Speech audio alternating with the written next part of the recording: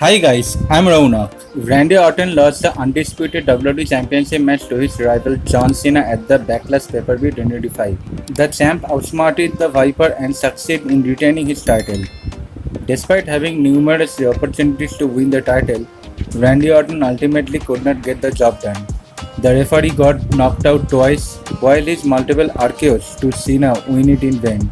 This could have been the last time Orton got his hands on John Cena, as well as the last time Randy Orton challenged for the WWE Championship. The Apex Predator might now be headed for different things after Backlash pay-per-view. So in this video, I'll mention 5 directions for Randy Orton after losing at Backlash pay-per-view. So let's get started without wasting any time.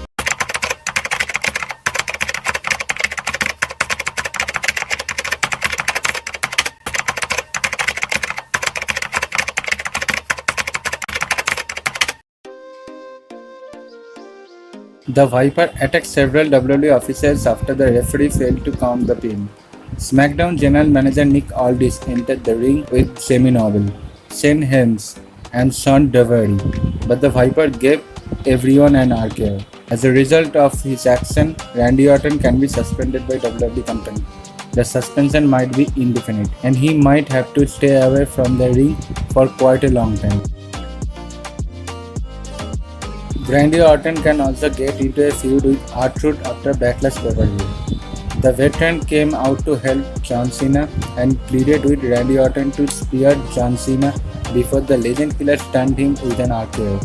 However, the night didn't end there for R-Truth. John Cena also gave in an attitude adjustment during the press conference, making things worse. So on this week's SmackDown, Randy Orton can have a one-on-one match with the 53-year-old superstar, R-Truth.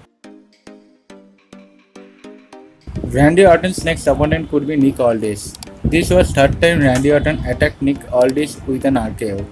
When Randy Orton attacked Nick Aldis before WrestleMania 14 pay-per-view, it was assumed that SmackDown General Manager could make his in-ring debut in WWE company. However, that didn't happen, and now the Viper attacked Nick Aldis, and this for the third time, which might finally force the former TNA World Heavyweight Champion to put on his wrestling gear once again. Randy Orton can go back to his old persona and turn heel once again. Frankly, the Legend Killer hasn't been at his best since becoming a babyface. He has lost some big matches in the recent past, including the King of Ring final to Gunther last year. As a heel, Randy Orton shone onto the roster and was able to get major victories. Therefore, after this unfortunate loss against John Cena at Backlash pay-per-view 2025, Randy Orton can once again turn heel. Randy Orton can also join Seth Rollins' new alliance if he decides to turn heel. Joining the Visionary stable would be beneficial for him, as he would be under the leadership of Paul Heyman. While Randy Orton is already an established superstar, his career might get a huge boost from being part of Seth Rollins' alliance. The ball is now in the Apex Predator's court, and only he can decide what he wants to do from here. We would get the answers on this week's episode of SmackDown. So guys, what do you think? Will Randy Orton join Seth Rollins along with Paul Heyman, or will he turn heel? Let me know in the comments. If you like this video, then leave a like, hit the subscribe button and press the notification bell. I'll be back with a new interesting video. Thanks for watching this one. Share this video with your friends, families and with your relatives. See ya.